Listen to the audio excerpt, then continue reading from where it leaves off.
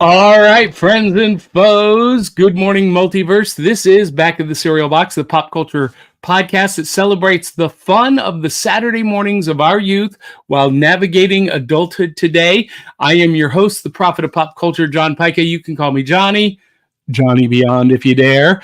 And Avengers comic books and Star Wars movies and Saturday morning cartoons made me who I am today. And this morning, we are going to be talking about the 1941 to 1942 animated shorts, the Max Fleischer's Superman series.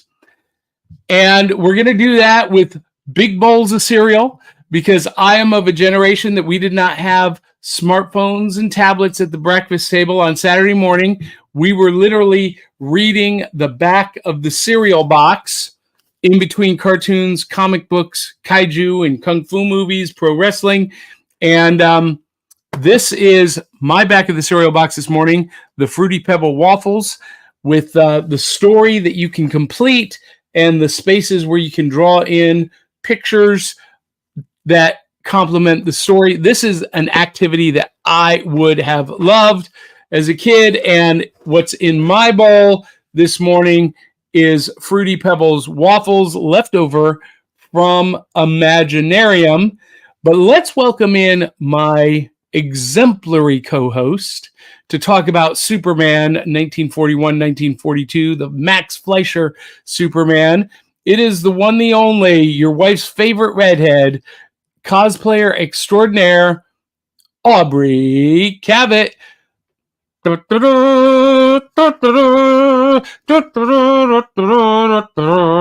a great Lois Lane, I might add, complete with the tiny little lips.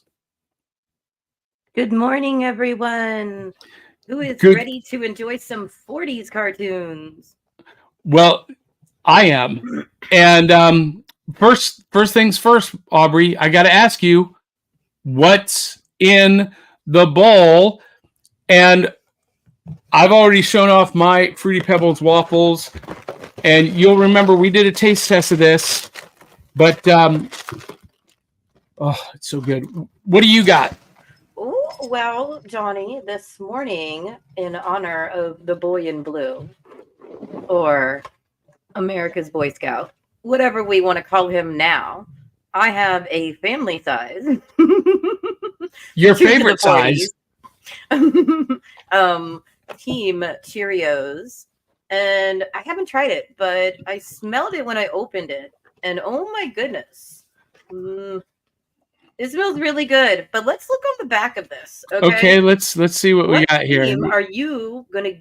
Are you game for some sports trivia? What team? So check out, we've got a game this morning on the back. We'll use the 40s gloves, which are genuine articles there. Oh, I was gonna wear a pillbox hat, but it was not gonna fit with this right here, guys. But check this out. If you're gonna get the limited edition Team Cheerios Frosted Berries, they do have this wonderful game on the back. All right. And by the way, when you held that up to the camera like that, you got real close to the mic. You sounded really great. So if you could either bring it closer, get it closer. I think I need a smaller chair. Ta-da! That sounded great. I think I might have to be turning sideways because when I sit forward, my chair is so big it pushes my microphone backwards. Well, hey, that's all right. That's all right. As long as you look and sound great. So you've already poured the milk. Oh, I did not. But I was gonna put my box down, but then how do you ladies? Oh, I love it. We're forcing Aubrey to be normal.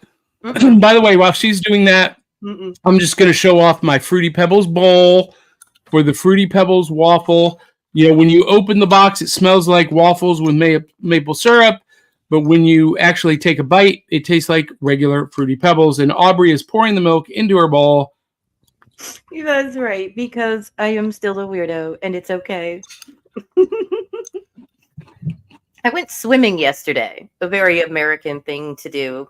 My friend has a swimming pool at her fancy apartments, so I went over there. Ooh, your Fruity Pebbles. It's still as good as it was the first day you opened it, yes? Oh, yeah. This is amazing.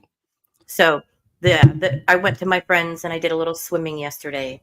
And remember to use proper SPF, guys, because I am very light skinned, as you can tell, makeup or no makeup, and the freckles are stronger today. Why? Because I didn't put strong enough SPF on. I used 30. I thought I grabbed 80. Mm-mm. Well, listen, freckles are very cute, very attractive. Until they become your whole skin. I've got more freckles now than I do the base color of my skin. But guys, if you haven't had this cereal yet, it is 3 colors. I like the box on the outside. I thought when I poured it, it was going to be brighter, to be honest with you, because the box looks very bright, the pieces. But look at the color in the bowl. Well, Cheerios is always kind of an understated kind of thing. Cheerios, did you use a filter on the box? I mean, a lot of us do. I'm not going to judge. That's funny. That's and funny. I'm not using a filter this morning or any other morning. It's just, the makeup.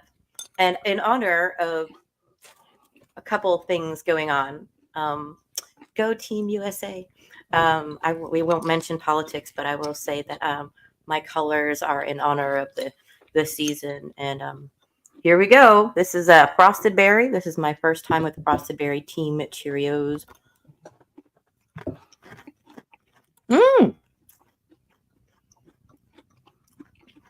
Yeah, so I've seen this on store shelves, but I have an aversion to Cheerios in general. Because of the wheat. Well, the wheat, and it just never has really tasted very good to me. Cheerios always tastes like burnt paper to me. Okay. It does have the classic Cheerios taste that you do not like, which some of us were eating Cheerios off of our, what do you call it? High chair? When we tray table? No. Yeah, the high chair tray table. Yeah. Oh, is it called the tray table? There we go. I knew something. I learned something new. So the table part of the high chair, yeah, just pour that out, guys. The kids love it, We can turn it into a face on there. I was drawing before I was drawing with crayons with my Cheerios. That was yesterday, right? Oh, yeah, I suppose. Never, ever, for those of you who are watching or listening, never, ever, ever lose the connection to that inner child. Always be playing. Always be playing. Well, so, I have to say, without playing, Johnny.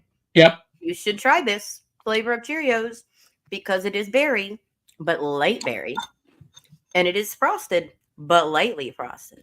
So it doesn't taste like I'm licking the inside of, say, a candy container. But that's what I want. I want to lick the inside of the candy wrapper. I live for that. Are you kidding me? What? So you're not doing a good sales pitch here. Okay. It tastes better than regular Cheerios. It's still not good enough, huh? All right. We've got some audience comments. Clyde Hall, who was our special guest last week, is joining us this morning. Good morning, John and Aubrey. Good morning, Clyde Hall. And Dave Mattingly is chiming in. He says, good morning, Box Tops. And he asks you, Aubrey, do red, white, and blue Cheerios taste like freedom? If you say yes, I'll get a box. Oh, that is that. Freedom from regular Cheerios flavor.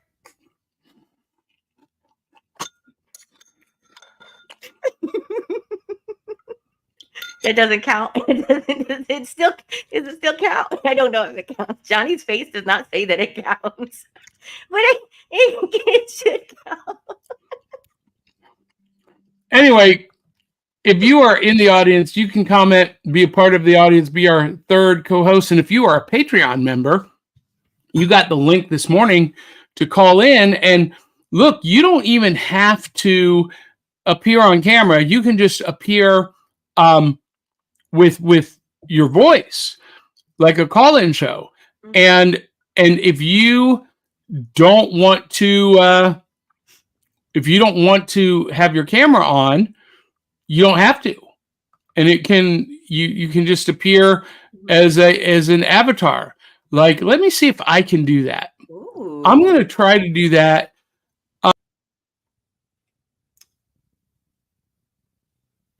We are missing Johnny. Johnny's going to try to do something fun for a minute. So while Johnny's gone, I am going to be displaying one of my oldest comics today. But I couldn't decide which one. So I actually have 3. And if somebody pops on, I'll let you choose which one I show off. Okay? I did that before with another guest. If you have a chance to pop on. Ooh. No avatar time? No, I couldn't do it from my side. But all you have to do is when it asks you for permission to have access to your camera, you can just say no. Just give it permission to your mic. But anyway, so what were you showing off? Oh, well, I was saying that if somebody popped on today, I would let them choose the prize from the cereal box because I had 3 technically retro comics that I was torn between showing off. But if they don't pop on, there's already one in the box. Well, that's fantastic. So we will get to that in a little bit. But we do have to acknowledge the people who make this show possible. Our Cereal Box Super Friends, Eli T. Cash, Phoenix Sisters Entertainment, Sharice Collins, Dave Mattingly, Valerie Davidson, Jeremy Bell, Angelina Vaquera Linky, George Soroy, Larry Amiet, Greg and Crystal Jones, Clyde Hall, Chris Vaglio, Dave Maginelli, and our VIP, Dennis Pozzi. You too can have your name in lights at patreon.com/cerealboxpodcast. And we are also brought to you by The Rise of the Impossibilists, which is Tales of the Decoverse Volume 3 by yours truly. Dun, dun, dun! Aubrey, what are you doing behind the book there? We are also brought to you by Entertainment Earth, your source for action figures and collectibles. And you know what? I'm just going to get them all out of the way at one time. Things from Another World, your source for comic books and graphic novels. They have an awesome subscription service. The link will be in our show notes. And of course, our promotional partner, New South Pro Wrestling. We will be at Comic-Con covering their anime-themed wrestling event. I'm so excited. Ta-da! All right, so Aubrey, we've got a big subject. We've got a pretty. Oh, look at this! Dave Mattingly says, "Pick up all 3 of the Impossibilist books. Mm-hmm. The Tales of the Deco season. First day with my new tongue. You know what? I need that on a T-shirt. Ooh, first day with my new tongue. You do, and you know what I need? Premium for our Patreon subscribers. You know what I need? Patreon subscribers and other people's watching. It is my birthday this month, and I would love if someone could help donate some money to that wonderful game that we just had, as our. Oh yes, there it is. Unscrewed. I want it so bad, but also I will take any kind of gifts towards the channel for my birthday. I'm gonna be 44 this year, guys. And you're still a baby. And I am very, very excited to be on this podcast and to be a grandma and to be part of the world, honestly, with some exceptions of maybe some few people watching. You know, maybe a lot of us expected to be here, but some of us did not. And so I'm very appreciative that I am still around, that I watched video games, AOL, cell phones,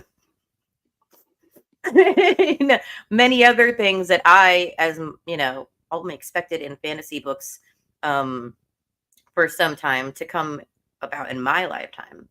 And now sharing a screen with Johnny and talking to everybody on the internet and sharing our passion for geek things. Again, I never thought this would happen. So I'm very happy to be here. And I just wanted to say that one of the things about our favorite character, the Boy Scout of America, is he was always happy to be here. And I'm tying this in, Jenny. I know you're like, what is she talking about? Yeah, but the yeah. truth is, We're circling the airfield. We are just like leaping. Let's bring the plane in for a landing. Building, just like leaping a building. One of the things I learned, and we're going to get to the show in a little minute, is that I don't know everything about our favorite Boy Scout, Superman. And so by watching this, not only did I, have to dig some 40s clothes out of my closet, but also I was renewed in my passion for our Krypton hero. Well, so before we get to that, one last comment from Mr. Mattingly. He says, this is the first time in 30 years that I'm not at Gen Con this weekend. It is the country's largest board game convention, 75,000 people. And if you guys saw the video footage of the people waiting to get in, those 75,000 people were all crowded into a convention, thoroughfare. What do you call that? The thoroughfare, the concourse, and the doors open, and it was chaos. And I mean, they were literally packed, shoulder to shoulder, boob to shoulder, as we used to say in showbiz. Anticipating to see these board games. Yeah, and to play and to see the new ones and to buy, and it's like a comic book convention, but for board gamers, and it's huge. And Aubrey, because you've been to enough anime and comic conventions, that there are probably a fair percentage of people in that crowd that do not bathe regularly. Guys, just take a backup deodorant and put it in your back pocket. They make wipes now. Deodorant wipes. Sorry. Yeah, but nothing beats soap and water. Well, no, yes, it's a good start. The three most important words for a con goer. You know what? I'm going to say it, and I'm going to say it just spicy, okay? Johnny and I were talking about what spicy is. I guess it's kind of different for everybody, but the truth is yes, shower, please. But also, I get sweaty, all right? I'm a sweaty gal. It's maybe not the most popular thing to say out loud, but guess what? I still manage to not be smelly in public. There are ways around it. Gentlemen and ladies, we can figure it out. There are ways. All right. Well, to our main topic. This actually doesn't fall into Saturday Morning 102 because Superman, the Max Fleischer Superman, did not appear on Saturday mornings. We are talking about Max Fleischer's Superman 1941 to 1942, Tale of the Tape. The Max Fleischer Superman cartoons are a series of 17 animated short films released in Technicolor by Paramount Pictures, and these were theatrical releases, Aubrey. They were based upon the comic book character Superman, making them his first animated appearance, and I want to say his first theatrical appearance. They were originally produced by Fleischer Studios, which completed the initial shorts and 8 further cartoons in 1941 and 1942. Production was resumed in May of 1942 by Famous Studios, a successor company to Fleischer, which produced 8 more cartoons in 1942 to 1943. Superman was the final animated series initiated by Fleischer Studios before Famous Studios officially took over production. And although all of the entries are in the public domain, ancillary rights such as merchandising contract rights, as well as the original 35mm master elements, are owned today by Warner Brothers, which has also owned Superman's publisher DC Comics since 1969. And in 2023, Warner Brothers released a Blu-ray set containing the 17 cartoons taken from high-definition restorations of the original camera negatives. Oh, that's wonderful. So we have an updated version, refined of the Remastered, yes. Remastered. So you can buy them today on Blu-ray in crystal clear HD quality. And now I'm going to say, Aubrey, when I assigned this, I knew, or I at least suspected, that you probably have seen these cartoons, but you didn't realize what they were or where they were from and the impact that they had. To be honest with you, Johnny, I had never, ever seen these before. What? Never. I had never seen the 1940s Superman. Really? Ever. Not even. That surprises me. Not unless it was before I was 10 years old. Maybe before. Yes, definitely before I was. Nope. Yeah. Well, that surprises me because they are in the public domain. Mm-hmm. They can be aired by anyone, and they can be reproduced on Blu-ray and DVD by anyone. Not the remastered digital copies that Warner Brothers owns, but the original prints. And so these are everywhere. You go to like Big Lots or Family Dollar, Dollar Tree, you will see the Max Fleischer Superman DVDs for, a couple of bucks. They're everywhere. And I have like 2 or 3 sets myself. No idea. I had no idea they were available. I had no idea they were public domain. And I don't recall seeing them unless it was in passing when I was really, really young. So this was a new thing for me. Like that surprises me. So many notes on just the episodes I watched. I didn't even do wiki searches. I was so into the episodes. I was like, well, so much. So let's talk about that. So there are some things about Superman that we accept as part of the cultural, character that were originated with this series. The phrase, "Look, up in the sky, it's a bird, it's a plane, it's Superman," came from this series. Now, you've heard that phrase. You've heard people say that. Yes, I've heard the audio. I've heard the audio that they've used, though. But there's a thing about that. We'll talk about it in a minute. Well, and the second part was, stronger than faster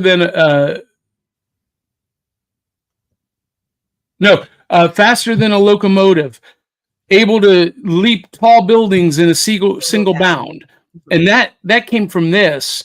And I know you were probably wondering, leap tall buildings in a single bound, can't Superman just fly? Well, that's a pretty good jump. That's supposed to be his jump, right? Well, he didn't originally fly. Superman didn't originally fly. So in this show, it's just a jump and glide? Yeah. A jump and a fall and directed fall. Okay. Well, when you go back and watch it, you're going to notice that. You're going to see that because he'll hit the peak of his jump. He'll look around. He's kind of, in between ascension and descension. And then he steers his descension in the direction that he needs to go. And that was how Superman originally was. And that was directly inspired by Edgar Rice Burroughs, John Carter of Mars. Okay. Because John Carter of Mars, that was his thing on Mars. His strength was amplified and he could leap enormous distances. And the 2 kids that created Superman, Simon and Schuster, they modeled, not Simon, Siegel and Schuster, Jerry Siegel, Joe Shuster. They modeled Superman after John Carter of Mars. That was their initial inspiration. Okay. Yeah. That makes sense. Faster than a speeding bullet, more powerful than a locomotive, able to leap tall buildings in a single bound. Now here's my problem with this, and not a problem so much as a confusion. I know Superman as the child, the child that brought these two rural, beautiful people, you know, the Kents, that he brought them this beautiful thing because he's adopted in the story of Superman that I know. He's adopted by these people, and so to not have that as part of the story when I'm didn't come listening, until later. I know. Montauk Kent didn't come into Superman's origin until sometime after this series in the 50s. That rocked me. Just I rewatched and rewatched and rewatched the intro. Like maybe I missed something because I do things while I'm watching it. Sometimes I have chores and other things I have to get to. But if I feel like I've missed something in my notes, I'll go rewatch and I'll sit down and I will just stare. And I swore that I should have heard something. So I went back in the room, rewound it, played it again, went back to doing what I was doing. And then I'm like, wait, what? So I sat down I'm like, wait, what's going on? Well, and this was very easy to do because these episodes are only 5 to 8 minutes long. They're very short. They were originally created for theatrical releases before the main feature. You know, when my dad was a kid, he used to tell us for a nickel, they would get into the movies. They'd see the feature picture, a newsreel, 2 cartoons, or 2 serials like Hopalong Cassidy or Roy Rogers Western, and a bucket of popcorn and a Coke. All of that for a nickel. Mm-hmm. And so these were part of that rotation. Fleischer created Betty Boop. They created Felix the Cat and the original Popeye shorts. And along with Superman, these were part of regular rotation in theaters running before the featured picture, along with Warner Brothers, Bugs Bunny, and later on Tom and Jerry. Okay. Yeah. So that's what these were created for, theatrical release. And you might have noticed, and this is a comic ad for the upcoming shorts. Yeah. And the Superman movies are faster than a Stratoliner and in Technicolor too.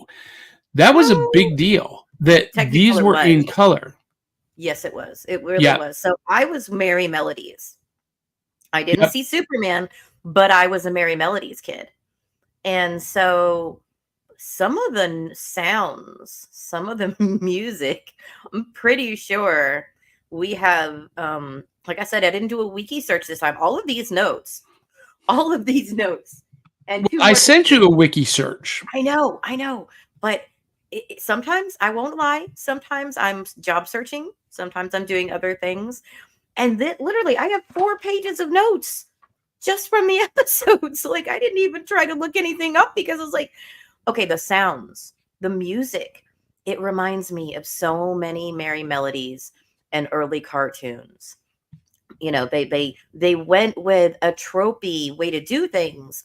But it wasn't a trope then. No, it wasn't. That's what I'm saying. They went with what they knew. The screams sound familiar. The workup in the very first episode with the punches and the noises they made. Well, because they were all drawing from radio Foley artists. Mm-hmm. And you can really tell, like it's that kind of audio that drew me in immediately. Yes, there we go. I mentioned the Fleischer Studios. Mm-hmm. We have Dave and Max Fleischer, Felix the Cat, Popeye, Betty Boop, and Superman. That was kind of like the crowning achievement of their studio. But you know what? Let's go ahead and talk about the specific episode that I sent you. Yes. And I know you watched Mechanical Monsters. That's one. Yeah, and you watched the a few others, and they're all super super important. Like the Mad Scientist, which was the first cartoon in the series, released September 26, 1941, was nominated for the 1941 Academy Award for Best Short Subject Cartoons. Wow, I didn't know that. It lost to a Walt Disney short, Lend a Paw, which was a Pluto cartoon. How can you fight with animals? They always win. Well, you can't fight against Disney. Disney always wins. But let's talk about one thing first. The character model for Lois Lane, which you're doing today. Yep. You discovered that Lois Lane's very petite lips were difficult to do. I did. I have like this much of my lip is missing on either side.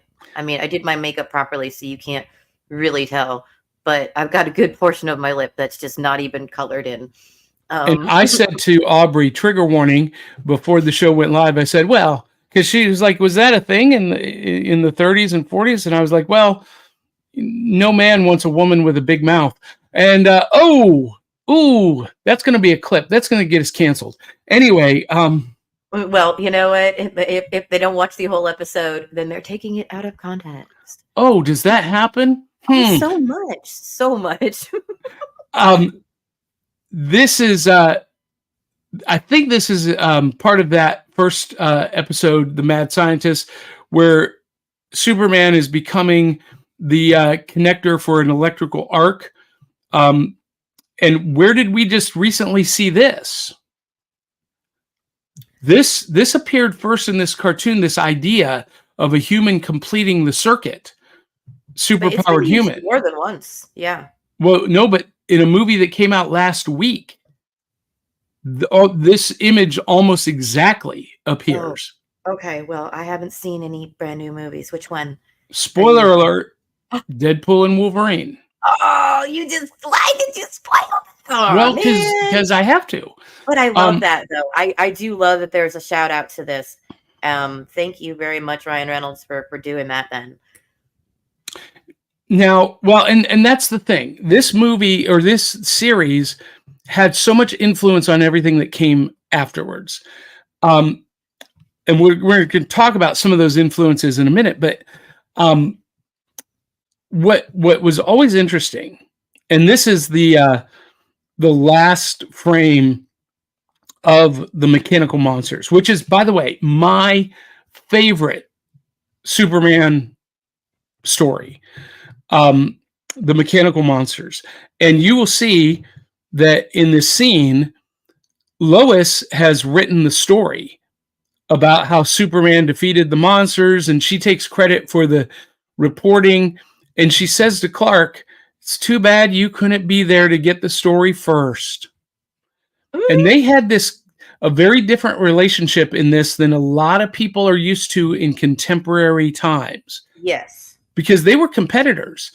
And Lois was not attracted to Clark. He was a coworker, and often, in a lot of cases, an annoyance. He was in the way. Yes, spicy things to him occasionally. Yeah, and he didn't seem to be interested in her either.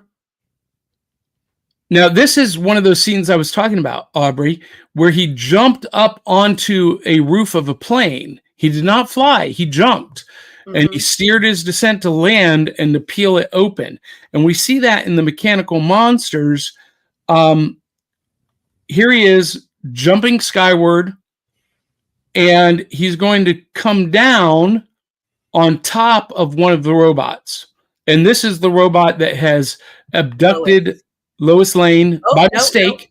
No, she did not get abducted. She jumped in there. Well, yes, but it would end up in her being abducted. First time with my new tongue, abducted. So here's another shot. These mechanical monsters, these giant robots would sprout wings out of their arms. Yeah, Johnny, and don't they move would- that particular one if you wouldn't mind. So I wanted to talk about this episode's art because I love it.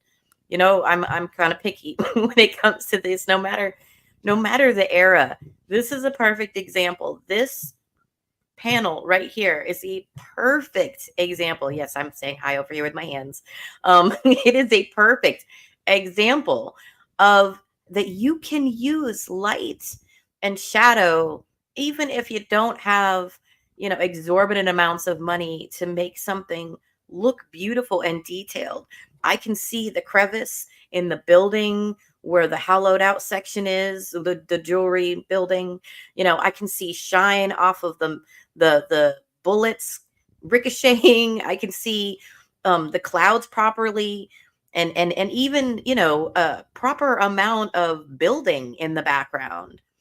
But yeah, then we get things like not all of the guards have a different faces. They must have all had the same parents. Sometimes all of the bad guys have the same faces, except the main ones. So I am was well, that's one of those tropes that was created from the show, that the bad guys are all interchangeable. They're all, kind of anonymous goons. And that the big boss is always the, pencil thin mustachioed madman, mad scientist, or bald. Yeah, I mean, this set that precedent. So here's what's going on here, folks. This, I don't think they ever name the bad guy here, but he has created this fleet of mechanical monsters that he sends into Metropolis to commit robberies. And in one scene, Lois Lane gets a little bit nosy, and she jumps into the cargo hold of this robot. And you'll see in that frame that you were referencing, Aubrey, you can see the slots in the arms of the robots that the airplane panels are going to come out of. It takes off into the air, and it takes Lois back to the mad scientist, the evil genius who's trying to become wealthy. He has no ambition for world conquest or power. He wants wealth. He wants money.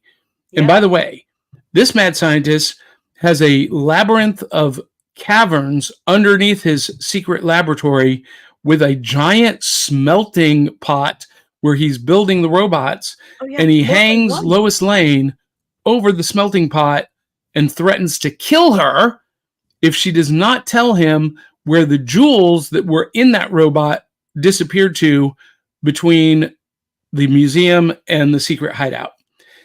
Well, yeah, it's insane. The whole episode. I have never been as impressed by a nameless, creepy inventor as this inventor. Please, somebody name him, because he deserves it. 30 robots and 2 smelting areas in this amazing cavern underneath where he's keeping his robot, and the panel, the enormous panel where he can get detailed information for that time, for 1940s, detailed information about, Superman trying to tear open the back of it. Like, holy crap, well, why does this guy not have a name? This was science fiction of the era. And a lot of those things that appeared in comics and cartoons and science fiction movies then have become reality today. But Superman jumps, he leaps to an amazing height, he comes down, kicks in the door of the secret lab, and he fights these robots, 30 of them, hand to hand. And he did not have heat vision or, cold air blast. He had to fight them fist to fist, hand to hand. And throwing them at each other. Like, yeah, it was amazing. And just taking the firepower, like all of them shooting fire torches at him. Like, yeah, like they have a flamethrower inside them and they're just barreling down, which thank goodness it's not all 30. First, yeah, there you go. There's the image. For some reason, this guy had 30 robots. Not all of them were attacking at the same time. Maybe some of them were broken. We don't know the backstory here. I feel like each one of these episodes deserves a little expounding on. Like, I feel like, yeah, I mean, he just literally throws the robots at each other after he's taken a huge amount of firepower. And then he just throws them at the console, the control panel that controls them, and that blows up. And this is the control panel. So, yes, I had to count. This is me, guys. Okay, watching a cartoon. It wasn't even for research. I was like, wait, how many robots does this guy have? I had to pause this exact scene and count to make sure. There's 30 robots. This man didn't just want money, though. There had to be something else, because he had so much money. Look what he made. I mean, and he was wearing a tuxedo.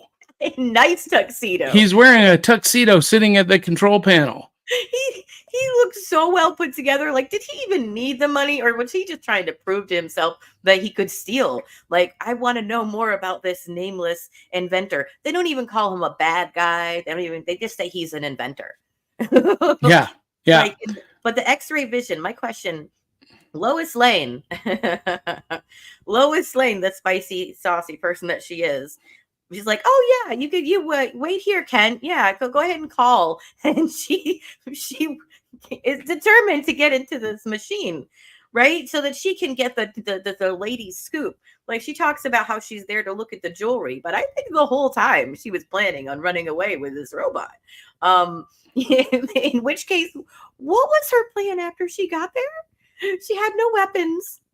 She had no kung fu abilities. She had no way to get, like, I don't know what was going on in Lois's head. Do we know that she didn't have any kung fu abilities? Well, she can use a Tommy gun, according to other episodes after on. Yeah. Later on. I mean, she was a tough broad. Yeah, but see, she didn't. In the episode, she just looks at the inventor and goes, you'll read about it in tomorrow's paper. What? Like, he's not going to take you in the back and... Because she knew she was going to get out. She knew she was going to fight her way out, or Superman was going to save her. This is the pattern. She had the ability. She wasn't really ever a damsel in distress. She never felt like a damsel in distress. No, that's true. That's true. And you got to understand, for the 1940s, that's like revolutionary. Oh yeah. Oh yes. Lois was hardcore for her time. She was very spicy for her time, and she writes these. You get her publishing the story about Superman destroying it and kind of rubbing it in Clark's face. You know, that was pretty progressive. Okay, she did scoop the first time. Like, boss was like, hey, you two do it. And she was like, I got it. And she left. I'm like, oh, okay. You know, but then on top of that, she makes some sideways comments that are a little spicy here and there. Like, don't worry about it. You'd faint. Yeah. Just slicing and because that was the character that they were establishing. Mild-mannered reporter Clark Kent. Mild is to say the least. Like, he was a milquetoast. That was supposed to accentuate the stark difference between the Clark Kent identity and the Superman identity, the id versus the super id. Okay, before we get to comments, because I hope we're going to get to them soon, because you know I like doing that. What's the cape made out of, and who made it? Because how does it stop metal lava? Somebody explain to the Lois Lane that I'm trying to beat. Like, how did that happen? Well, so that was explained later on. Later on, John Byrne in the 1980s took over Action Comics and Superman after Crisis on Infinite Earths, and this was his question. He had questions. Why does Superman's clothing not get destroyed? Because he's invulnerable, but is his clothing? And if it is, how is it? Now, in the movies with Henry Cavill, they got lazy. It was a Kryptonian spacesuit. So, what did it come in his baby pod? Yeah, and it grew with him. but it was like adaptive material. But in the comics, John Byrne explained it that Superman, his entire body creates a low level force field, like 6 inches out. So not only is he invulnerable, but anything within that force field is protected as well. So the cape would get torn up a lot on the edges, but his costume never did. Because it was made by his mother, Martha Kent. Now, you go ahead. You've got a question. But he doesn't have a mommy in this story. No. In this story, a random Joe Schmo drops him off at a orphanage. In the very first episode, it explains how he's dropped off by a mystery person. We don't even know who the person is, but they dropped off a baby. Man, female, we don't know. We don't know where they came from. We don't know why. They found a space pod and went, this is kind of cool. Let me take this baby over to the orphanage. I have questions. Dun, da, dun, da, dun, dun, da, dun, da, dun, dun, dun. And look, you've heard that theme song too. Oh, yes. Yeah, but you never knew what it was from. Because you never actually saw these until I knew it was from the old Superman. That's all I knew. So now I know what Superman it's from. So we're going to get to audience comments in a minute, but you also watched this episode, The Arctic Giant. I did. Which is my second favorite of the entire series. Because Kaiju. Oh, of course. Yes. Yeah. And this is the one that is the most commonly distributed. I don't know why. You see this one on TV more than any other one. But I want to talk about some influences, and then we'll get to audience comments. So for those of you who don't know, on August 1st, Thursday, a new series dropped on Amazon Prime, Batman, the Caped Crusader. And you see in that frame from the Caped Crusader, who is standing there in her 1940, 41, 42 glory, but Lois Lane. They bring that character model back from Fleischer's Superman. How cool is that? And then, in the very first season of Superman and Lois on the CW, which is ending this fall, Tyler Hoechlin appears in this classic Fleischer Superman costume. Nice. This is his first appearance on the show. And by the way, I met Tyler Hoechlin at the very first Indie PopCon when he was still in college age. He was doing Teen Wolf. He was playing a teenage character, and he was I recruited him to be a judge for my cosplay contest. Nice. Yeah, so he was a judge for the very first cosplay contest that I ever produced and hosted. Say hello. Howdy, Tyler. Hi, Tyler. Now, one of my all-time favorite movies, Aubrey, is Sky Captain and the World of Tomorrow. These are some frames from Sky Captain. Tell me, does this look familiar? Oh. Oh, yes, I would say so. Okay. Yeah. Mm-hmm. And actually, these are the later models. In a later scene in the movie, we get this. Oh, nice. So this show, Mechanical Monsters, had a huge impact, huge influence on the makers of Sky Captain. And they admit it. They wanted to recreate that feeling of the Fleischer Superman stories, but that's not where it ends. Because Mike Mignola, the creator of Hellboy, did a series of comics about Lobster Johnson, the metal monsters of Midtown, and guess what it was all about? Okay. Giant monsters terrorizing, stealing resources, robbing from banks and art museums. And although they're different style, the whole feel and theme was very much the same. Mm-hmm.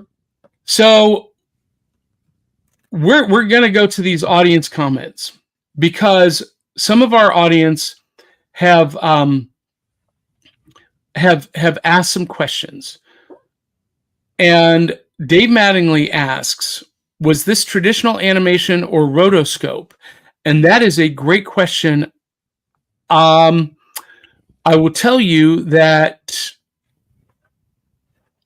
I don't see anything in the Wikipedia listing about that. Oh, no. Okay. So it was rotoscoping, yes. And part of the process was tracing animation drawings from live action footage. It was used minimally to lend realism to the character's bodily movements. Many of Superman's actions, however, could not be rotoscoped, such as jumping, lifting very large objects, etc. And in these cases, Fleischer's lead animators, who lacked training in figure drawing, animated roughly and depended on their assistants to keep Superman on model during this action. That's interesting. So it was rotoscoping to some degree. Rotoscoping is like old school green screen, basically, in a lot of ways. Kind of. It's tracing animation over live action footage. I was just, for the younger crowd that's watching, kind of giving them a little insight there. And Dave says, faster than a speeding bullet, more powerful than a locomotive, able to leap tall buildings in a single bound. And yes, he said a bit of John Carter and a bit of Doc Savage. Ooh, that's who Superman was modeled after, John Carter and Doc Savage. Hey, look, Chris Goins is joining us. Good morning, Serial Boxers. He is one of my favorite artists of all time. And Dave Mattingly says, The Mechanical Monsters is my favorite episode too. And Chris Goins says, the Fleischer Superman cartoons are art, pure and simple. They are. And do you know, Aubrey, that's why I like them. These 17 shorts were named number 33 in the top 100 greatest animated properties of all time. I would put it higher than that. I think the animation, the stylization, the backdrops is just it's so beautiful even today. The fluidity of the animation we wouldn't see again for a long time. And it's because they were made for the theater. They were made for movie theaters. They invested I read $50,000 per budget or per episode. $50,000. Or in today's money, that would be $800,000 per episode. Do you understand how enormous that budget is? Okay, so it really was expensive. It was worth it. Okay, I will say it was worth it. I was wondering at the richness of it, because I felt like that was, for the time, a lot more than people take for granted now. But that makes sense that it was that expensive. Yeah. Because it really was very detailed work. Yeah, and Dave Mattingly chimes in what we just talked about. I love that the robots in Sky Captain are very evocative of the Mechanical Monsters episode, intentionally. And Chris Goins echoes that. They use those robots in Sky Captain in the World of Tomorrow. Mm-hmm. And as I said at the beginning of the show, at the beginning of this segment, It's a Bird, It's a Plane, It's Superman, the musical, mm-hmm. draws heavily on the Fleischer cartoons. I've not seen this, Dave. I need to find that. But that's where we get this phrase. It's a bird, it's a plane, it's Superman, from the Fleischer cartoons. And that's never seen the musical either, so now I'm intrigued. Yeah. And Dave Mattingly says, I never understand how Ma Kent could use an earthly needle to sew indestructible Kryptonian cloth. Well, John Byrne retroconned that, and he made it regular cloth. But because of Superman's low, close level force field, it became indestructible as well. And Brad Parnell says, Dave, you need to get out your suspenders of disbelief. Aubrey's there too. She's wondering how can this be? Because it's cartoon science fiction, Aubrey. Anything is possible. Can I just say, this drives me crazy about cartoon, pop culture, and literature fans who want a modern, contemporary, scientific explanation for everything. I'm like, it's fantasy. It's science fiction. It's a story, dude. Go with it. Because the writer wrote it that way. That's right. That's right. No, we want to know why. Why in 1 second the human being that you wrote makes complete sense, and then the next second they do something and they're like, what? Because human beings aren't automatons. We aren't programmable. We are unpredictable, and we do things in and out of character every day. Like Aubrey having a second bowl of Cheerios on the show this morning is way out of character. And so I'm going, what's going on with Aubrey? Is she sick? Is she just hungry? Does she really like it? I don't know. But you know what? I'm just going to accept it that she's having a second bowl of cereal. End of story. Complete. Ta-da. Okay, I get it. It can be easy to just let it go. But the reason we have this show and so many other geek shows is because we can't let it go. Well, let it go. See, and that's maybe a failing of mine. Because I do let it go. I just accept it as it is. Unless there's a different explanation given later on, I'm like, that's just the way it is. And when they give it a different explanation, I'm like, oh, okay. I can accept that too and go on with it.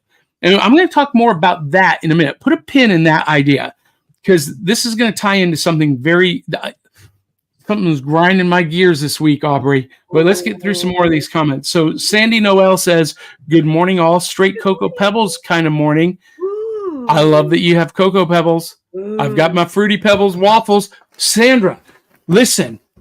Sandy loves Waffle Crisp from Post. Post cereals is also Fruity and Cocoa Pebbles. Sandra, imagine Fruity Pebbles and Waffle Crisp combined. That's what this is. You need to go get that. You will love it. How do I know that about our viewers? Because I'm just that attentive. Dave Mattingly says, Brad Parnell, but those suspenders are holding up my cereal shorts. No, yeah, we got it. Keep the shorts on. Keep the shorts on. That's a good idea. Ben Schroer asks an interesting question.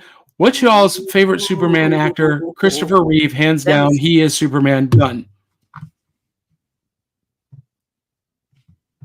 No debate. Oh, you can share your favorite, Aubrey. If you say it's Henry Cavill, I've got my finger on the remove button. Oh, God. I'm not gonna say Henry Cavill. I'm not gonna lie. Henry Cavill never played Superman. He never played Superman. He played Marvel Comics Hyperion wearing Superman's costume. Oh, Johnny. He said such things. See? Spicy. There you go. Spicy. That's not spicy. That's fact. Hey, my old friend Teresa Lott Katz is watching. Hi, everyone, she says. And she adds, honestly, the Max Fleischer Superman is the most beautiful cartoons ever. I'm going to agree with you. Yeah, it's right up there. Dave Mattingly says 50,000 per episode takes a whole lot of nickels to make its budget back. Yes. But think about this, Dave. In the 40s, in the 30s, 40s, and 50s, there was not television. There was not the internet. We didn't have streaming services. The only form of entertainment that people had were either live theater, plays, operas, vaudeville, or movies. And to go to a live theater like the opera or a musical or a touring act coming into town was a lot of money. That's what people wore tuxedos and evening gowns for. That was the high class level of entertainment. Vaudeville was a little bit more pedestrian, more accessible, but movies were accessible to every income level. My dad, who was a poor kid, son of Polish immigrants, was able to scrape enough pennies together, selling, collecting bottles and scrap metal and selling them to a military government recycling center to go see the movies at least once a week. And people were going to the movies.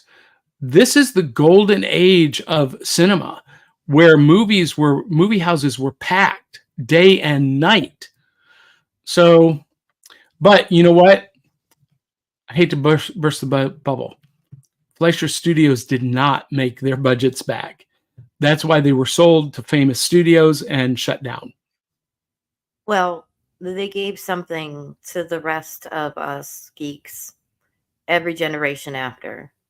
And it can't be undone. So they may not have made their money back, but they definitely went down in history.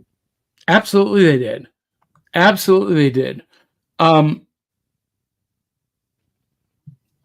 can't think of one Superman series or movie later on that or even superhero series that didn't have something that is reminiscent of some of these episodes, I would say. So, okay, I'm not going to lie, and this is probably not going to be a popular opinion, but I don't care. Do not apologize for my opinions. They are my opinions.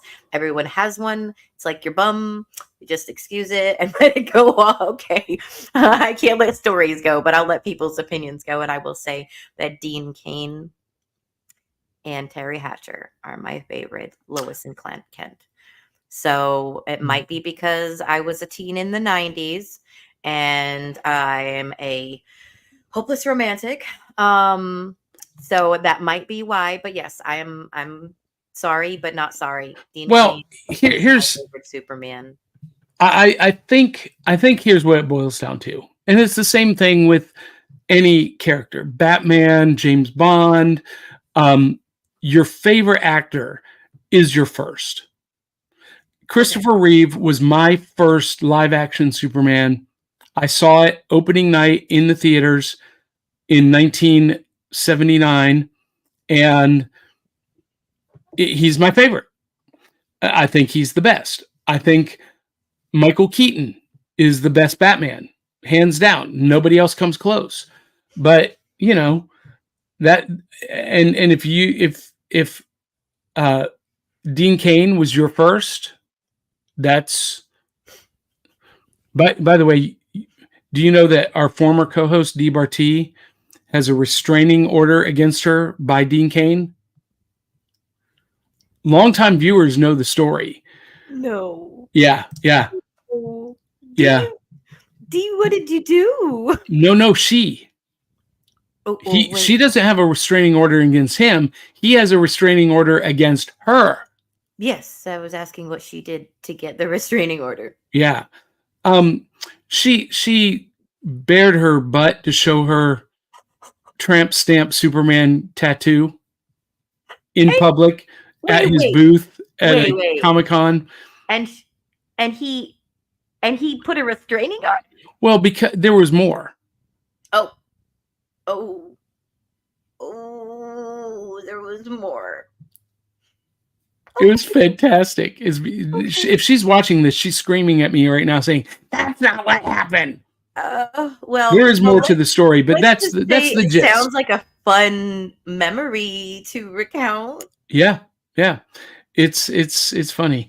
And so Sandra Noel says, "What's that? The Fruity Pebble waffles looks delicious. I've seen the flavor cereal flavored waffles in the freezer section, but haven't tried either yet. Yeah, try this because it's a combination of your two favorites.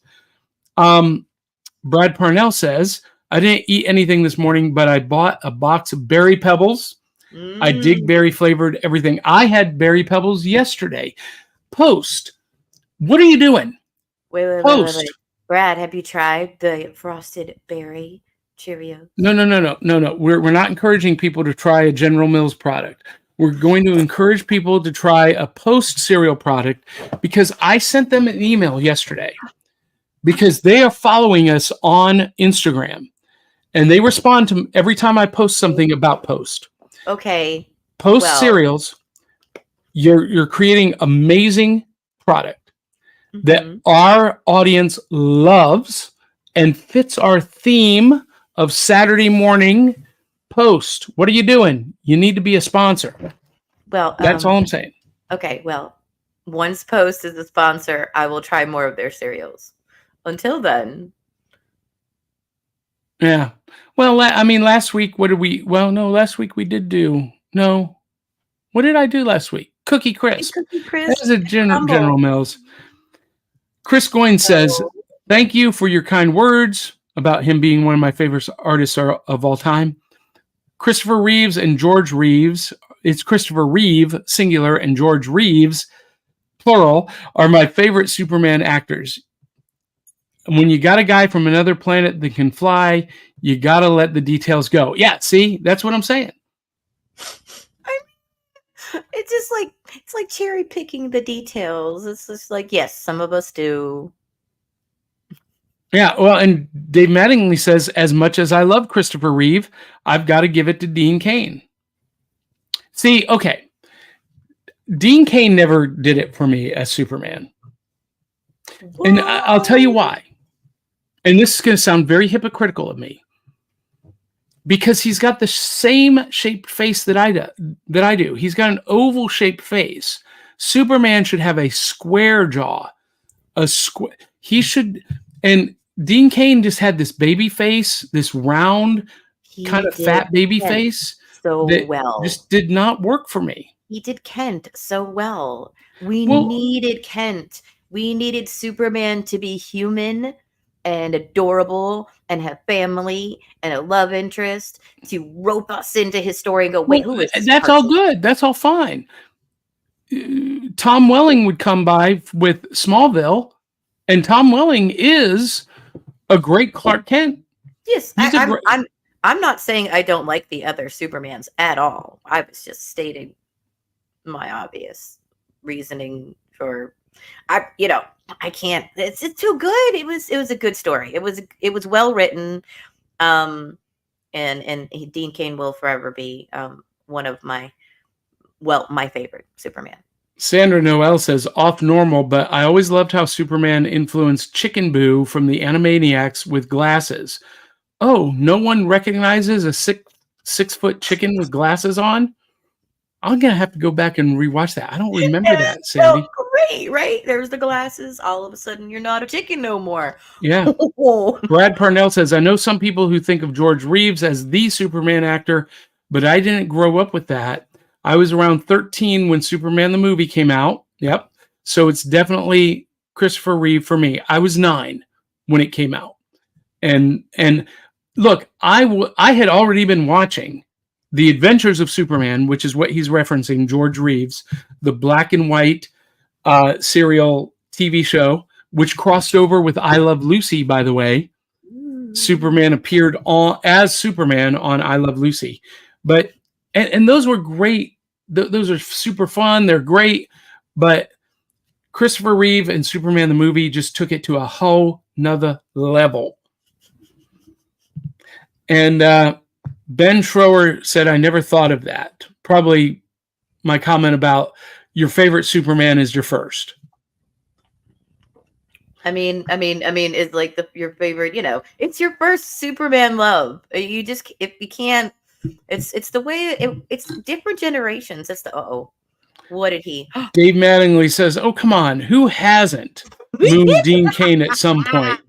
Hashtag stand with D. By the way, for those of you who are longtime viewers, I I had a conversation with Dee yesterday. We chatted, and she left because some things were going on in her personal life that, I don't want to get personal, but needed attention. And so she's kind of taking care of that, and maybe she'll be coming back. There's more that I can't share, but it's good news. But anyway, we'll have an update again soon. Okay. Sandra Noel says, tell Post Cereal they better try not to retire Waffle Crisp again. Uh-oh. Well, if they do, Sandra, they still make it as part of their multi-meal brand in the bags as Waffle Crisp, or it's Waffle Crisp and Waffle something or else. Hey, look here. Our new friend Beth Gallagher Henninger. Oh, you better come and see me. Beth Lamb says good morning. Yes, Beth and I are going to have a date. We're going to go see a movie. I won't say which one. Hopefully. So Sandra Noel says the best Batman is Ben Affleck, and he also played Superman. Don't forget. Okay, did you know that he played Superman? See, I did know that they. Yes, I did. But I will say, Sandra, I love that you have that opinion, because I have heard so many people talk about Ben Affleck as not a good Batman, and though he is not my favorite, I agree with you. He was a great Batman. Also, I have a crush on Ben, but whatever. Tony is joining us. George Reeves was my first Superman. He is who I think of. See? Ooh, okay. Brad Parnell says Welling is awesome. I follow him and Michael Rosenbaum on Talkville. Ooh. Carlin Stewart, Chicken Boo. Oh man, I just had a flashback. I don't remember that. I've got to go back and watch that. Oh my gosh. I watched Animaniacs every single morning in college. Time for Animaniacs. Yeah. Sorry. That's in my head forever rent free. What's that? I said that song is in my head forever rent free. We are the Animaniacs, and we're zany to the max. So sit back and relax. You'll laugh till you collapse. We're Animaniacs. Meet Pinky and the Brain who want to rule the universe. Good feathers flock together. Slappy whacks him with her purse. Buttons chases Mindy while Rita sings a verse. And we get loose. Then and now you know the verse. Anyway. I did not expect Tiny to break down into song with that one. Did you know that they did 2 or 3 more new seasons on Hulu? I have not seen 3 years ago. I did hear that. I did not. The original production crew, the original voice cast, it's awesome. Just as funny as the originals. Brad Parnell says, I get what you're dishing out. Roger Moore is my favorite James Bond. However, Christian Bale is usually my favorite Batman, and Adam West was my first. Okay. Oh, yeah. So Sandra Noel says it's Waffle Crunch, not the same as Crisp. Ooh. It is the same, Sandra. I'm telling you. Because Post makes multi-meal.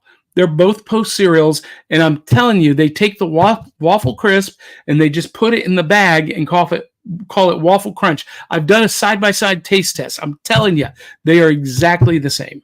See, now Sandra's going to go and try to prove you wrong. Listen, Sandra, you would be a great guest co-host to have on the show. And let's do it. We'll do a taste test, and we'll see which one is the better one. Crisp or Crunch? Still don't have to agree with Johnny. Oh, she'll agree because she loves me. That's the kind of relationship we have. The fans. We are a mutual fandom association.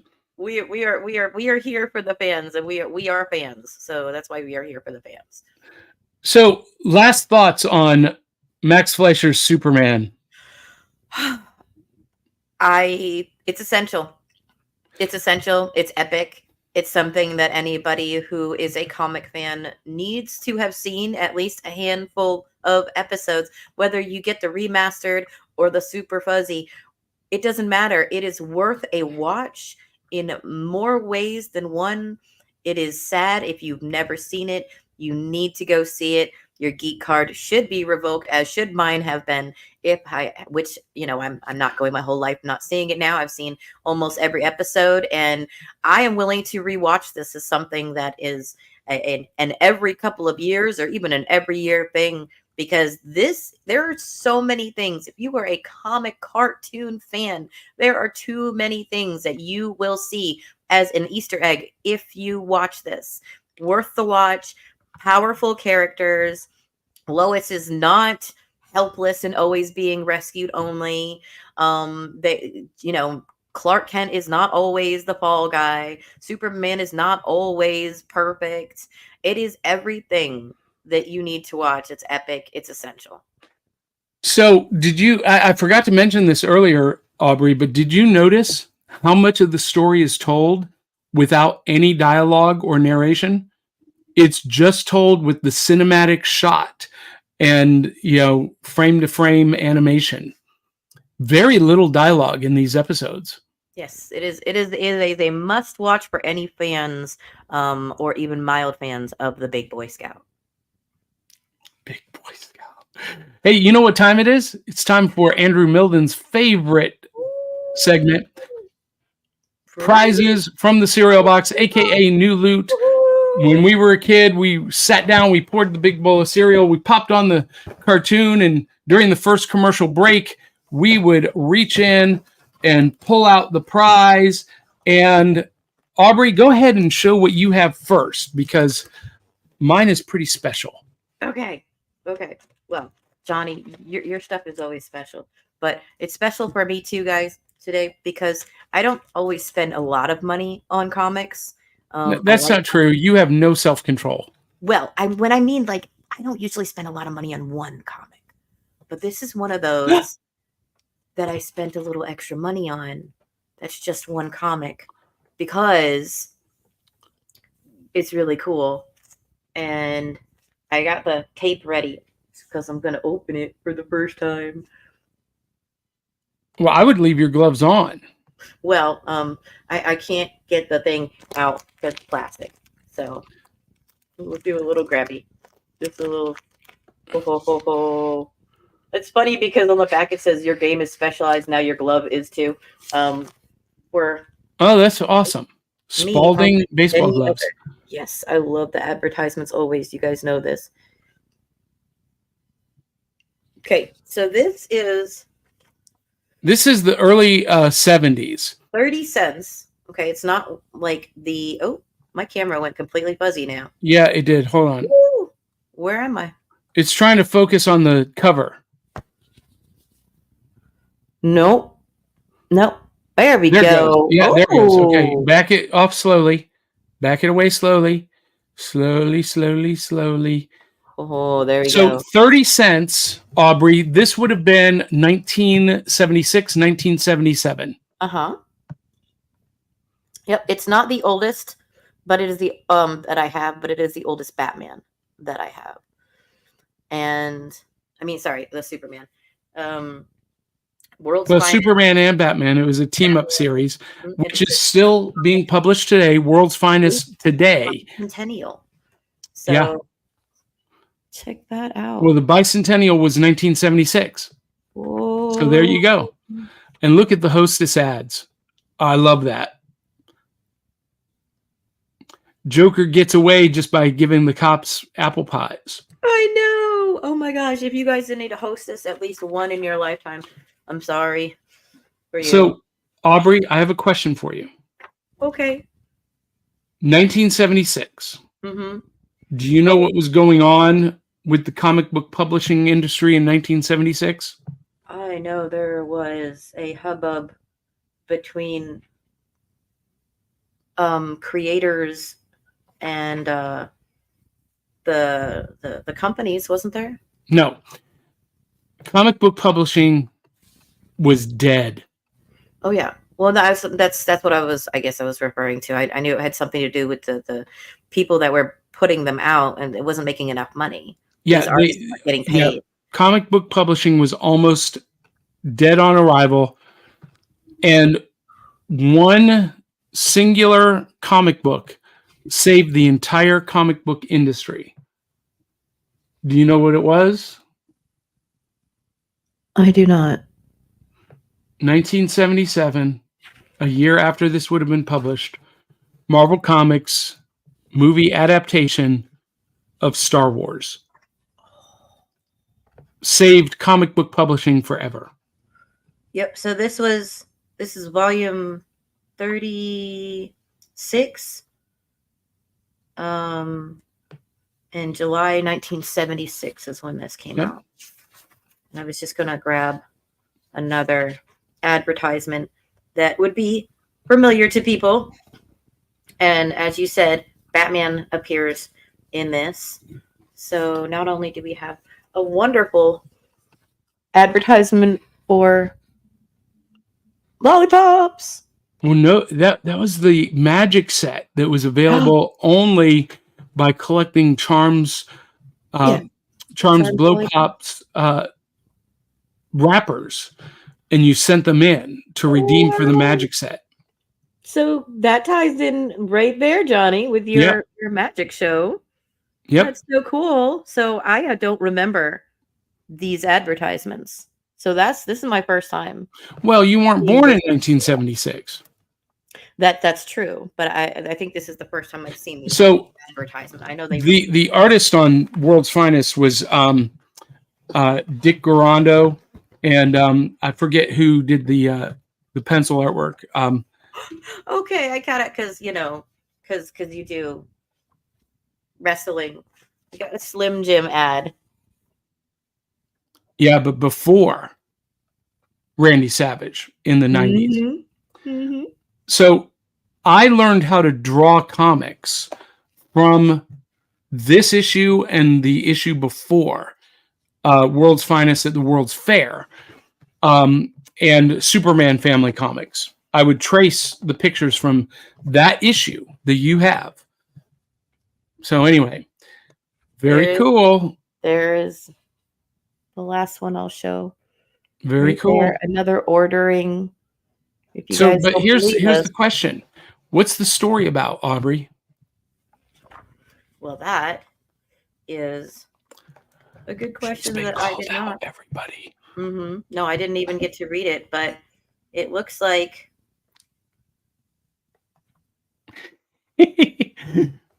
Ooh. Well, I would not guess it from reading the beginning of it.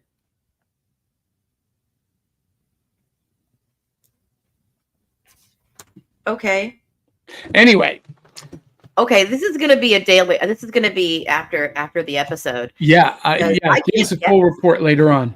I can't. Oh, I cheated. I went to the end. That's okay. So, I'm going to reach in, and in honor of today's episode, I have the Mego 50th anniversary World's Greatest Superheroes Max Fleischer Superman variant. This was a Big Lots exclusive last year, and I actually found this in your town, Aubrey. Oh, I searched every Big Lots within 100 miles. These were impossible to find. This and the Adam West Batman. Okay. And I finally found it in Columbia, Tennessee. They had just put them out when I came in. Ooh. And there was only one. What? Only one per case. And I got it. And this is the Max Fleischer Superman costume. I love the shield. The red S with the black background and the yellow outline. I don't know. There's something just really cool. Because this is the normal one, right? Yeah. Just red and yellow. Uh-huh. I don't know. There's something really cool about the red and black. Anyway, that's my prize from the cereal box this week. Ta-da! We're gonna share a few more comments and then we are out of here. But before we do that, we want to acknowledge our comic book partners. Speaking of comic books for kids. Check this out. Comic Books for Kids provides comic books to kids in hospitals and cancer centers across the U.S. It's a place where we can all work together to make sure every child has a comic book. 100% of all proceeds go towards the kids. It's about making a difference, and while they're in the hospital, allowing them to fly like a superhero, battle dragons, or rescue teddy bears. We are in every state in the country and now support over 160 hospitals. Every month, we add more. Visit cb4k.org. They are pretty awesome. We're going to end with a few viewer comments before we say farewell. Dave Mattingly says, it's amazing that Fleischer cartoons came out in 41 when Superman was only created in 39. Yeah, that was a very fast Dave. I thought he was created in 1932. Was he? I thought so. We're about to do live research here. Yeah, we're about to check out Superman. Here he is. Oh, he's right. Cover dated June 1938. So that would be Batman was 32, right? No. No? No. Batman in Detective Comics. Okay. Siegel and Schuster met in 1932 in high school. Oh, okay. And So they started publishing their first work in 1933. So 32 would be like the brainchild. Yeah. Well, in 1933, they published a short story in a magazine called Reign of the Superman. And it was a very different character, but that's why I'm getting that. But Dave is right. June 1938. And by 1941, we've got animated cartoons in the theater. Yeah, I mean, that's quite a turnaround. It really is. Yeah. Dave Mattingly says, I would love an Adam West Batman figure. Ooh. If I ever find another one, Dave, I will get it for you. And Eli T. Cash says, because he was with me when I found this Superman and Batman, he says, I heard Johnny screaming about it while I was in the bathroom in the back of the store. Hooray for zipper trouble. What? What does that mean, Eli? It was his sarcasm. He couldn't actually be there when you found it because he was having trouble with the zipper, I guess. He's so weird. Hey, we're all weird. No, he knows it. We're all weird. We celebrate it. Don't enough. we, Eli? Oh, you know what, Eli? I wish I'd thought about this. I'm going to on my little road trip adventure this morning and getting some of those awesome chicken tenders. I should have invited you to join me. It's not too late. After the show, I'm going to jump in the shower. If you want to meet me at Shell at 10, you got time. All right. Oh, that was so cute. Brad Parnell. Watched live a little buddy meeting happening. Like, This is what friends do. Okay, so that's pretty cool there. Yeah, and that's how it was when we were kids, right? I just told him, hey, if you want to go, just meet me at the Shell. That's how it was when we were kids. We were like, during school, we would say, hey, meet me at so-and-so after school. We never had that tree, outside of the gate of school, and we'll hang out because, we're latchkey kids and we don't got to be home for another 3 hours. Yeah. Then our parents and we're like running. And he says rain check for next week, which is probably best because I actually do have to go to the laundromat because our washer and dryer broke down. And so that's a whole thing this afternoon. And then I have a show this afternoon anyway, it's a whole thing. Brad Parnell says the Superman radio show came out in 1940. So there you go. That's the history. 1938 comics, 1940 was the radio show. 1941-42 was the animated shorts. When was the first live action Superman? With Kirk Allen. Really rode the wave of popularity. Really, they just like, oh, this is good. Okay, we'll do it, and then we'll do it here. Well, it did. It skyrocketed to popularity very quick. So Kirk Allen appeared as Superman on live action screens in Superman shorts in 1948 in the Superman serials. Okay. Yep. And Kirk Allen also played Captain Marvel Shazam. Oh. So let's talk about that. So this week, this is something that grinds my gears, and I just got to get this out for a clip. Okay. So this week, from San Diego Comic-Con,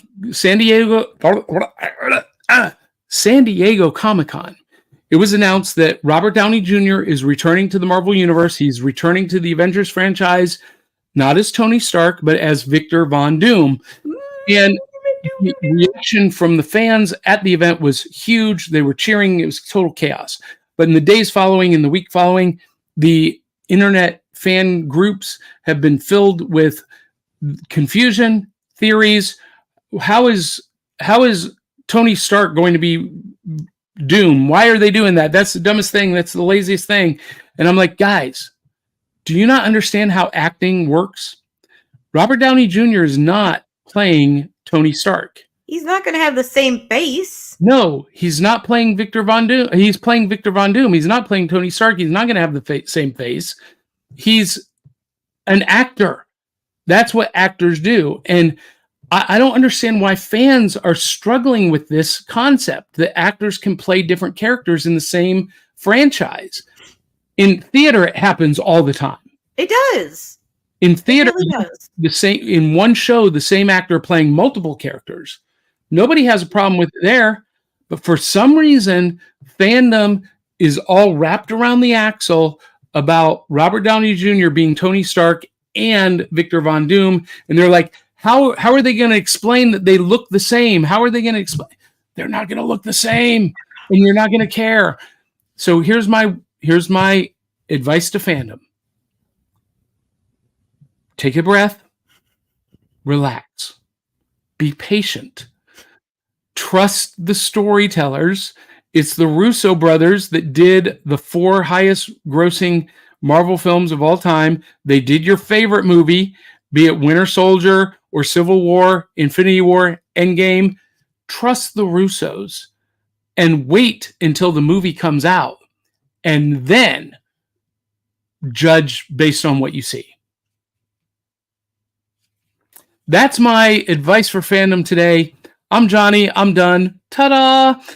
Guys, it is an hour and 30 minutes. You guys keep... Oh, my gosh.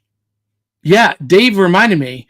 So we know that Captain America was originally the Human Torch, but did you know that the Human Torch also played Killmonger?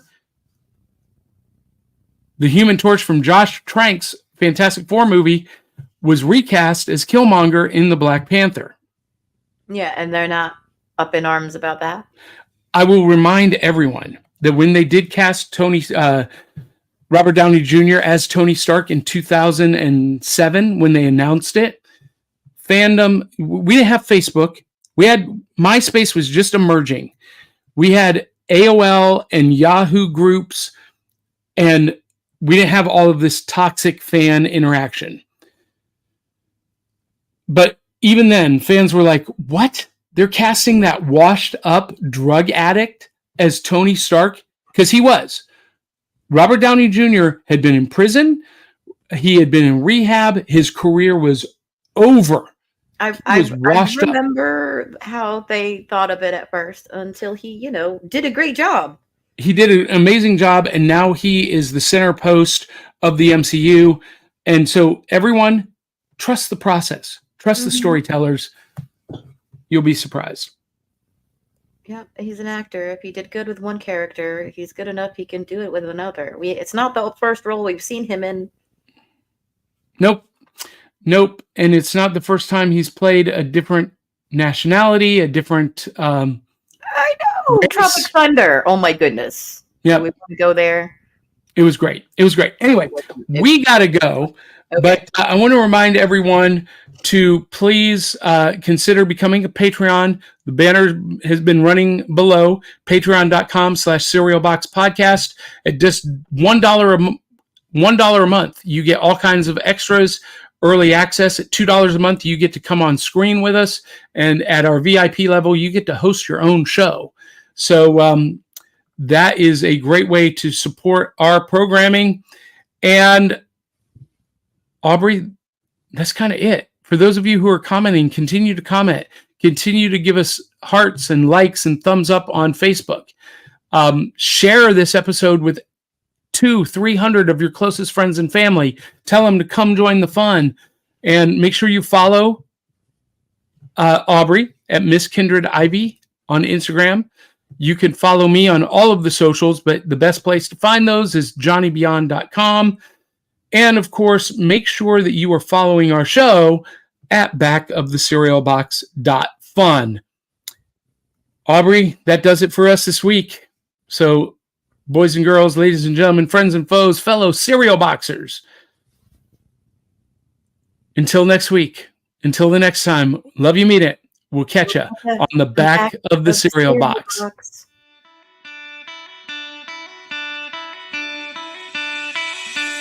It's like Coca-Cola, Levi Strauss.